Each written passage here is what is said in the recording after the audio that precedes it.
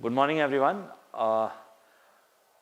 आजकल मैं देख रहा हूँ बच्चों को बहुत परेशानी होने लगी है, एग्जाम जैसे जैसे पास होने लगी उनकी एंजाइटी बढ़ने लग जाती है और वो एकाग्र नहीं हो पा रहे, वो कॉन्सेंट्रेट नहीं कर पा रहे अपनी स्टडी के अंदर। उनको और से पहले से ज्यादा डर लगता जा रहा है। जो बच्चा रेगुलर पढ़ाई कर रहा है उसको भी डर लग रहा है, जो नहीं कर रहा उसको और भी ज्यादा लग रहा है।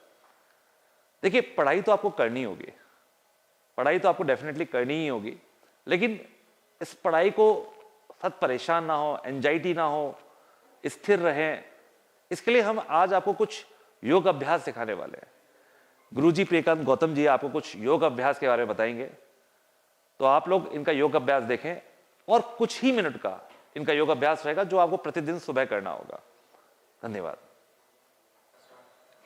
सभी को ओम नमस्कार।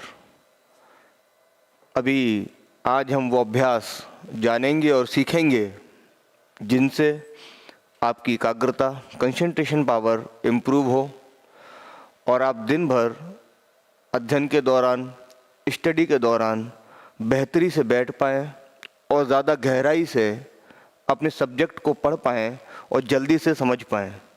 उन अभ्यासों के लिए सबसे पहले मेरी तरह आप कोई जगह का चुनाव करें, वहाँ पर एक कोई योग मैट लगा लें या कोई दरी बिछा लें या कोई कंबल बिछा लें, जो भी आपके पास उपलब्ध है।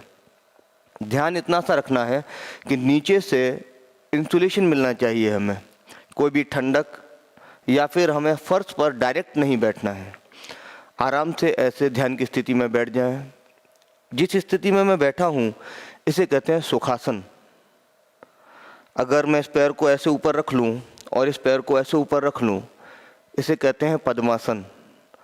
तो पता नहीं कितने लोग ऐसे लगा पाएंगे या नहीं, तो अभी सुखासन की स्थिति में बैठते हैं। जैसे भी आपको सहज हो उस तरह से ऐसे बैठ जाइए। अपनी रीढ़ की हड्डी को सीधा करेंगे, स्पाइन स्ट्रेट, नेक स्ट्रेट, दोनों हाथ किसी मुद्रा में होते हैं, ऐसे रख सकते हैं। सबसे सरल, सबसे सहज इस तरह अपने उंगली से अंगूठे के ऊपरी सिरे को स्पर्श करके दोनों हाथ की हथेलियों को घुटनों के ऊपर रख लीजिए। शोल्डर आपके रिलैक्स रहते हैं, बिल्कुल ढीले। आपकी चिन न तो ऊपर होनी चाहिए न बहुत ज़्यादा नीचे होनी चाहिए, इस तरह बीच में सीधी गर्दन। शांत होकर बैठेंगे, शरीर को पूरी तरह से ढीला छोड़ देंगे। याद रहे, रीढ़ की हड्डी सीधी रहेगी। ढीले होने का मतलब कभी भी ऐसे बैठना नहीं होता। रिलैक्स होने का मतलब आपके हाथों में और पैरों में एक सहजता होनी चाहिए। अभी मेरी तरह बैठने के बाद आप अपनी आँखों को आराम से बंद करेंगे, गहरा श्वास भरेंगे, पूरा गहरा श्वास धीरे धीरे छोड़ेंगे।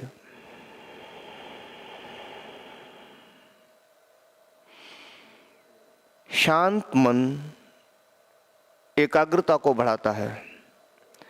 इसके बाद आप 3 बार ओम की ध्वनि का उच्चारण कर सकते हैं, जिससे आपके मन के भीतर उठने वाली तरंगें शांत होंगी और आपका चित्त स्थिर होगा।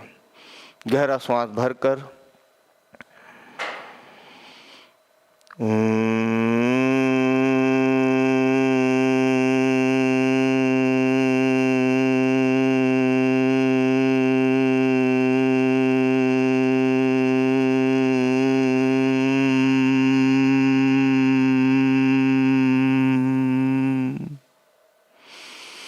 ये एक सहज प्रक्रिया है ओम बोलने की। बाकी ओम जो है वो 3 शब्दों से मिलकर बना है, अ, उ और म। हम तीनों को अलग अलग उच्चारित भी कर सकते हैं, जैसे अ,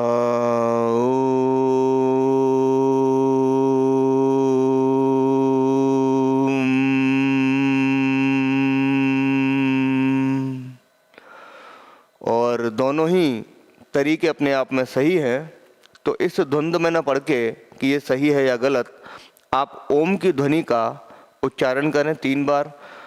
आप अपने आप से एकाग्र होने लगेंगे। उच्चारण करने के बाद आप अपना अभ्यास शुरू कर सकते हैं। सबसे पहले अपने शरीर के जितने भी जॉइंट्स हैं, जोड़ हैं, उनको मूवमेंट में ला सकते हैं। तो सबसे ज़्यादा ज़रूरी है आपकी गर्दन के मूवमेंट्स, आपकी जो नेक मूवमेंट बहुत ज़रूरी है। गर्दन के जितने भी घुमाव हैं या सूक्ष्म व्यायाम हैं उनको हम करेंगे। श्वास को छोड़कर गर्दन नीचे, श्वास को भरकर पीछे की ओर, श्वास को छोड़कर नीचे, श्वास को भरकर पीछे की ओर। जितना ले जा सकते हैं उतना लेकर जाना है। जिनको सर्वाइकल की दिक्कत है, गर्दन में बहुत ज़्यादा दर्द होता है, तो वो अपनी चिन को अपनी छाती के साथ पूरी तरह से न मिलाएं, इस तरह न लेके आएं।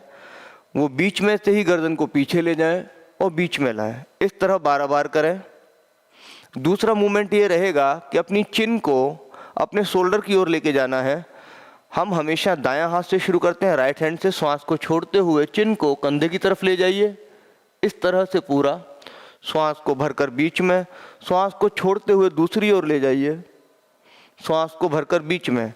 इस प्रकार से 12 से 24 राउंड आप कर सकते हैं। दूसरी प्रक्रिया।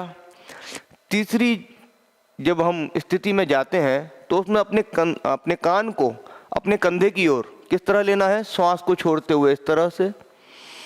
याद रहे कि शोल्डर ऊपर नहीं उठाना, ये गलत होगा। आप उसे नीचे ही रखिए। अपने कान को नीचे की ओर ले जाइए, श्वास को भरकर बीच में, श्वास को छोड़कर दूसरी ओर ले जाएंगे, श्वास को भरकर बीच में। आप इस तरह से सहज भाव से करते रहेंगे। श्वास छोड़कर एक तरफ, श्वास भरकर बीच में। ये मूवमेंट बहुत आवश्यक है, क्योंकि हम एक लंबे समय तक जब स्टडी करते हैं तो गर्दन झुकी हुई रहती है, और ऐसी स्थिति में अगर आप गर्दन के कुछ मूवमेंट कर लेंगे तो इससे आपको तनाव में आराम मिलेगा।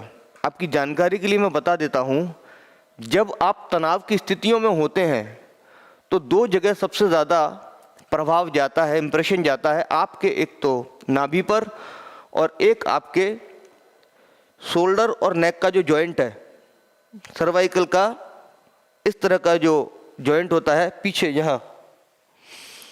यहाँ इंप्रेशन आता है। जब आप गर्दन के कुछ मूवमेंट करेंगे तो आपके भीतर से स्ट्रेस और जो तनाव पैदा हो रहा है वो अपने आप ही हट जाएगा। तो गर्दन वाले जो मूवमेंट हैं वो हमें ज़रूर से करने हैं। उसके बाद अन्य सभी मूवमेंट भी कर सकते हैं, जैसे फिंगर्स का मूवमेंट है, इस तरह से भी कर सकते हैं 10-10, 20-20 बार। शोल्डर को इस तरह से मूव कर सकते हैं 10-10, 20-20 बार। अपोजिट 10 बार, 20 बार।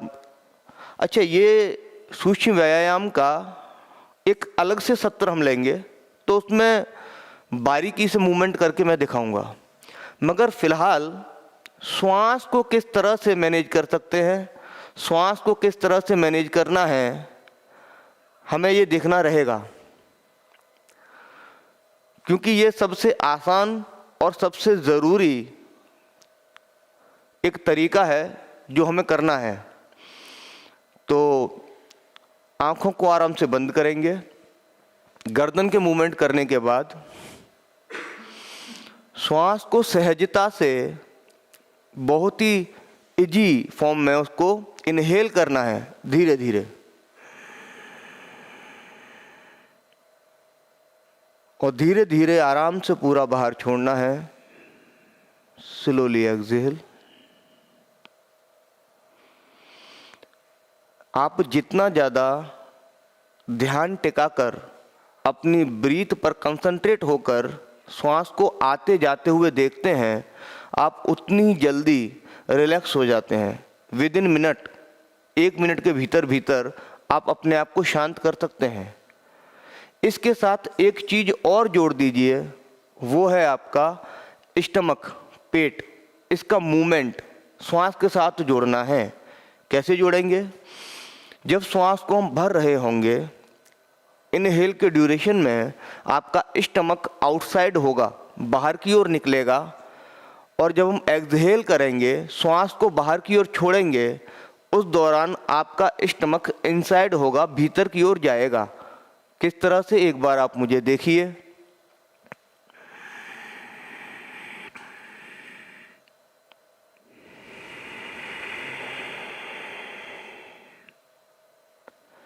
मैंने अपने हाथ को अपनी नाभि पर इसलिए रखा है ताकि आप मूवमेंट को नोटिस कर सकें। जब मैं श्वास को भर रहा हूँ, मेरा पेट बाहर की ओर आएगा। श्वास का भरना मैं शुरू करता हूँ, श्वास को छोड़ूंगा, पेट भीतर की ओर जाएगा।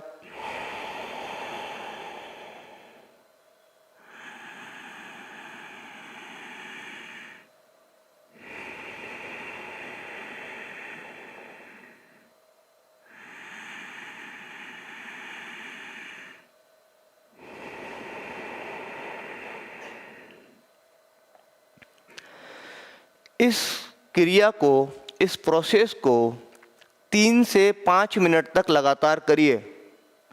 आप कितने भी तनाव से गुजर रहे होंगे, 100% आपको आराम मिलेगा।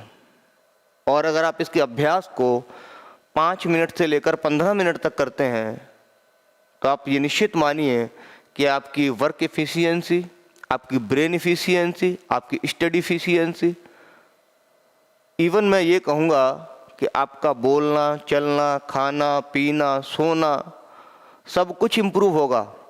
जब आप टेबल पर बैठते हैं और स्टडी करते हैं तो उस दौरान आप एक लंबे समय तक बैठ पाएंगे, ये भी इम्प्रूव होगा सिर्फ इस ब्रीदिंग एक्सरसाइज के साथ, इस श्वास की प्रक्रिया के साथ। अपने मन से लेकर तन को पूरी तरह आप साध सकते हैं। तो ये दोबारा से फिर हम देखेंगे कि किस तरह श्वास को भरना है। श्वास को भर रहे हैं, पेट बाहर आएगा। श्वास को छोड़ेंगे, पेट भीतर की ओर जाएगा। याद रहे, पेट को बहुत ज़्यादा बाहर निकालना हमारा उद्देश्य नहीं है, पेट को बहुत ज़्यादा भीतर खींचना भी हमारा उद्देश्य नहीं है। आप पूरा बाहर निकालिए, पूरा भीतर लीजिए, पर तनाव नहीं आना चाहिए, टेंशन क्रिएट नहीं करना है। एक सहजता में, एक कंफर्ट जोन के साथ आप इस अभ्यास को करेंगे, बिना तनाव लिए, सहज होकर, जिस तरह अभी मैं करूँगा।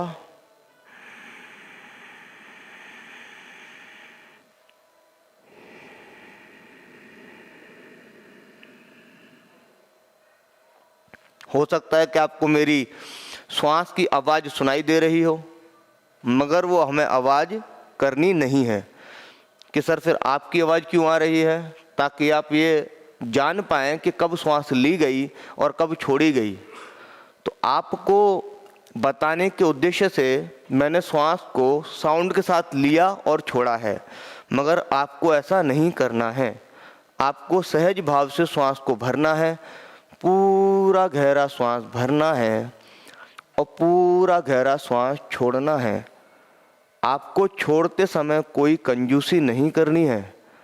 हमारी ये आदत है कि हम लेते तो खूब है, पर जब छोड़ने की बात आ जाए तो कंजूसी करते हैं। याद रहे, जितना ज़्यादा श्वास आप छोड़ेंगे उतना ज़्यादा आपके जो लंग्स हैं, आपके जो फेफड़े हैं, पूरी तरह से खाली होंगे, और वो जितने खाली होंगे उतनी ज़्यादा शुद्ध हवा, ऑक्सीजन की अच्छी मात्रा श्वास के साथ फेफड़ों में भीतर जाएगी। तो आपको चाहिए कि आप पूरा श्वास बाहर निकालें, उसके बाद श्वास को भरें। इस तरह अगर आप करेंगे तो आप ये पाएंगे कि आप नॉर्मल से ज़्यादा श्वास भर रहे हैं। अगर आप साधारण श्वास भरते हैं, जो हम नॉर्मली बैठे चलते फिरते लेते हैं, उसमें मान लीजिए अगर 16% आप श्वास को भर रहे हैं, 18% श्वास को भर रहे हैं, तो जब आप इस तरह से श्वास भरेंगे जैसे मैंने बताया है, तो आप 80 से 90% तक भर पाएंगे। और अगर आप ऐसा कर पाते हैं, ऑक्सीजन का जो लेवल है आपकी बॉडी के अंदर बढ़ जाएगा, ब्रेन के अंदर बढ़ जाएगा, और अपने आप ही आप ऊर्जा से भरे हुए रहेंगे। और ये 15 मिनट आपको स्टडी करने के लिए 8 घंटे की एनर्जी देके जाएगा। अब इससे ज़्यादा अच्छा तो क्या हो सकता है। तो हम सभी इस बात का ध्यान रखेंगे। और आज के सत्र में इतना ही। आप सभी को ओम नमस्कार।